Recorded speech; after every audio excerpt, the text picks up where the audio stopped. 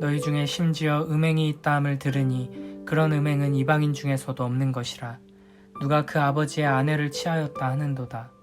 그리하고도 너희가 오히려 교만하여져서 어찌하여 통한이 여기지 아니하고 그 일 행한 자를 너희 중에서 쫓아내지 아니하였느냐.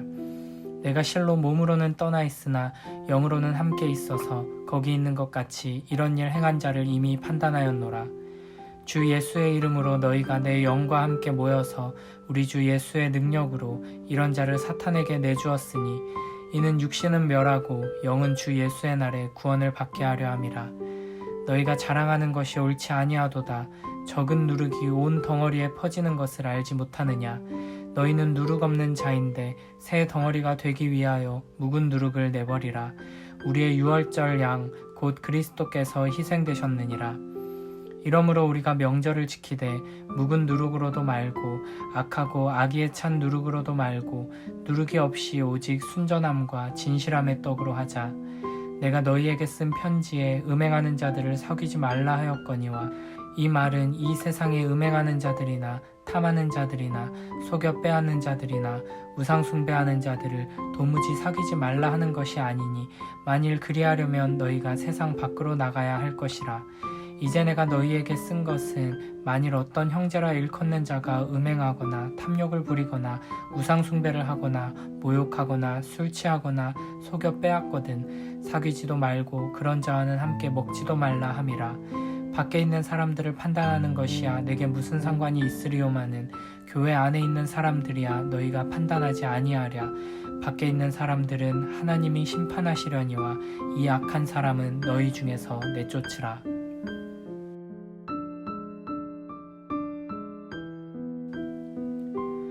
고린도전서 5장부터는 각 장마다 고린도 교회에 있던 문제들을 하나씩 다룹니다.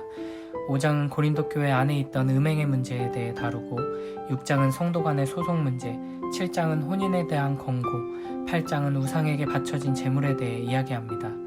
이런 각각의 주제를 통해 우리는 하나님의 교회, 거룩한 성도들이 어떤 기준을 가지고 어떤 자세로 살아가야 하는지 배울 수 있습니다. 1절에 바울은 고린도 교회 안에 음행에 대한 소식, 누가 그 아버지의 아내를 취하였다는 소식을 듣게 됩니다. 여기서 아버지의 아내는 계모 혹은 첩을 의미하는데 일종의 근친상간이 벌어진 것입니다. 고린도라는 도시는 성적으로 문란하기로 악명 높은 곳이었습니다. 그리스의 신들에게 제사를 드리는 신전에는 창녀들과 음란한 행위들로 가득했고 성적으로 문란한 생활을 너무나 당연한 것으로 여기는 문화를 가지고 있었습니다. 그럼에도 불구하고 근친상간은 추악한 범죄로 여기며 로마 법으로도 금지하고 있었습니다. 그래서 바울은 이런 음행은 이방인 중에서도 없는 것이라고 말합니다. 그런데 바울의 초점은 음행을 저지른 사람을 정죄하고 비난하는 것으로 가지 않습니다. 오히려 죄를 지은 사람에 대해 고린도 교회가 어떻게 대처했는지에 대해 지적합니다. 2절에 바울은 왜 음행을 저지른 사람을 쫓아내지 않았냐고 책망하며 고린도 교회를 향해 너희가 교만하다, 통한이 여기지 않았다 라고 말합니다. 고린도 교회는 교회 안에 이와 같은 악을 행하는 사람이 있었지만 슬퍼하고 두려워하며 회개한 것이 아니라 여전히 영적으로 교만한 상태로 있었습니다. 우리는 참 좋은 교회다, 우리는 아주 잘하고 있다 생각한 것이죠.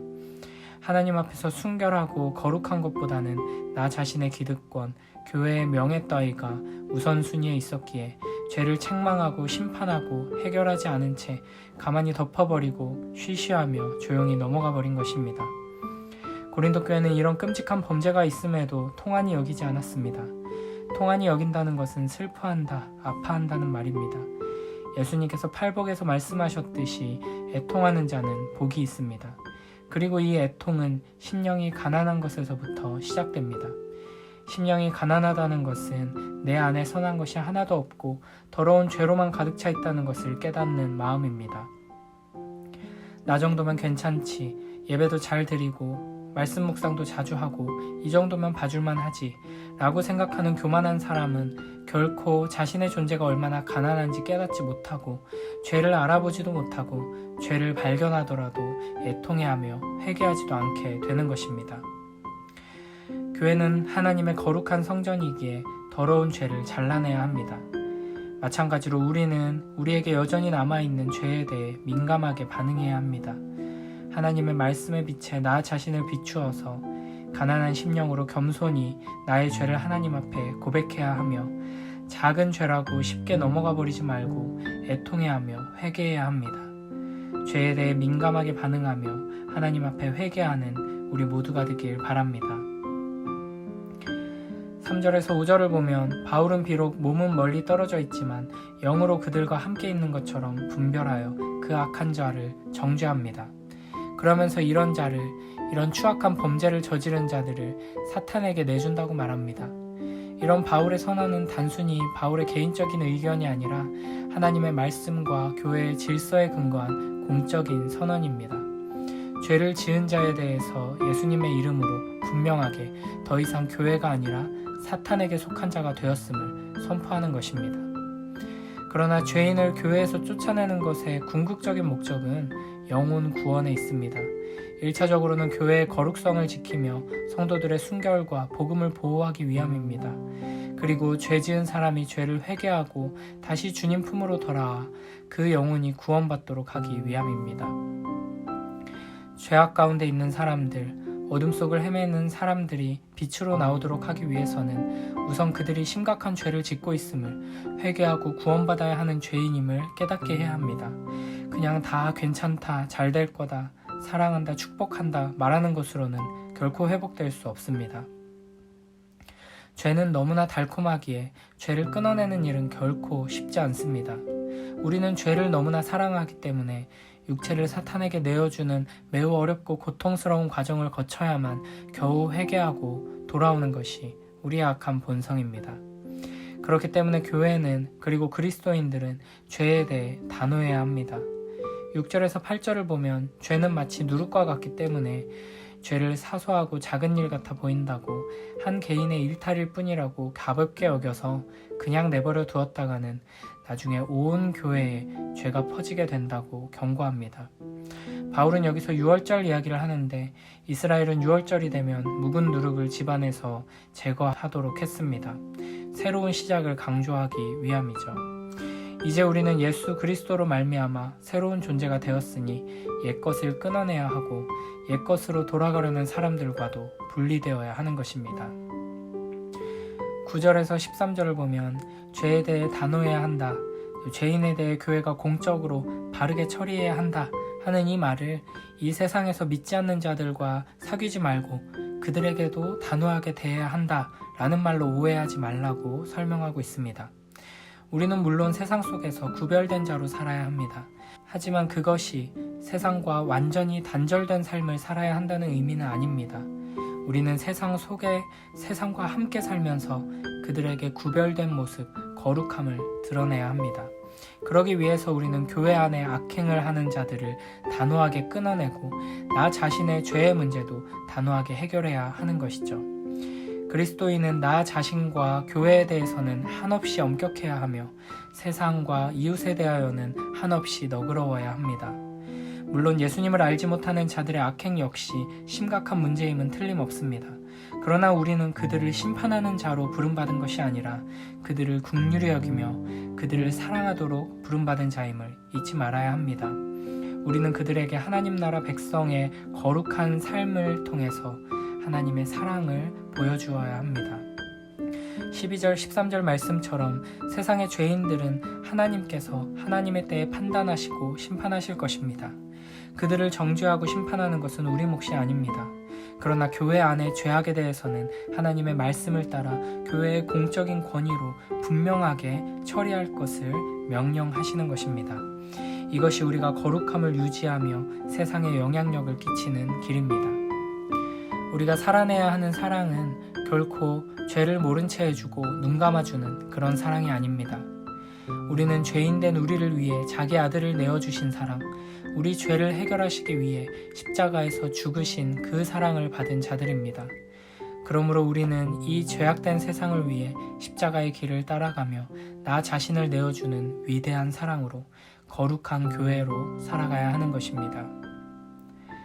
너희는 나에게 거룩할지어다 이는 나 여호와가 거룩하고 내가 또 너희를 나의 소유로 삼으려고 너희를 만민 중에서 구별하였음이니라. 아멘.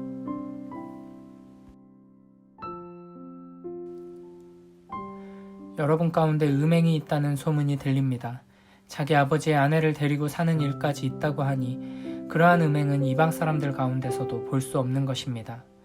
그런데도 여러분은 교만해져 있습니다. 오히려 여러분은 그러한 현상을 통탄하고 그러한 일을 저지른 자를 여러분 가운데서 제거했어야 하지 않겠습니까? 나로 말하면 비록 몸으로는 떠나 있으나 영으로는 함께 있습니다. 마치 여러분과 함께 있듯이 그러한 일을 저지른 자를 이미 심판하였습니다. 우리 주 예수의 이름으로 여러분이 모여 있을 때 나의 영이 우리 주 예수의 권능과 더불어 여러분과 함께 있으니 여러분은 그러한 자를 당장 사탄에게 넘겨주어서 그 육체는 망하게 하고 그의 영은 주님의 날에 구원을 얻게 해야 할 것입니다. 여러분이 자랑하는 것은 좋지 않습니다. 여러분은 적은 누룩이 온 반죽을 부풀게 한다는 것을 알지 못합니까? 여러분은 새 반죽이 되기 위해서 묵은 누룩을 깨끗이 치우십시오. 사실 여러분은 누룩이 들지 않은 사람들입니다. 우리들의 유월절 양이신 그리스도께서 희생되셨습니다. 그러므로 묵은 누룩, 곧 악의와 악독이라는 누룩을 넣은 빵으로 절기를 지키지 말고 성실과 진실을 누룩으로 삼아 누룩 없이 빚은 빵으로 지킵시다. 내 편지에서 음행하는 사람들과 사귀지 말라고 여러분에게 썼습니다. 그 말은 이 세상에 음행하는 사람들이나 탐욕을 부리는 사람들이나 약탈하는 사람들이나 우상을 숭배하는 사람들과 전혀 사귀지 말라는 뜻이 아닙니다. 그러려면 여러분은 이 세상 밖으로 나가야 할 것입니다. 그러나 이제 내가 여러분에게 사귀지 말라고 쓰는 것은 신도라 하는 어떤 사람이 음행하는 사람이거나 탐욕을 부리는 사람이거나 우상을 숭배하는 사람이거나 사람을 중상하는 사람이거나 술 취하는 사람이거나 약탈하는 사람이면 그런 사람과는 함께 먹지도 말라는 말입니다. 밖에 있는 사람들을 심판하는 것이 나에게 무슨 상관이 있습니까? 여러분이 심판해야 할 사람들은 안에 있는 사람들이 아니겠습니까? 밖에 있는 사람들은 하나님께서 심판하실 것입니다. 여러분은 그 악한 사람을 여러분 가운데서 내쫓으십시오.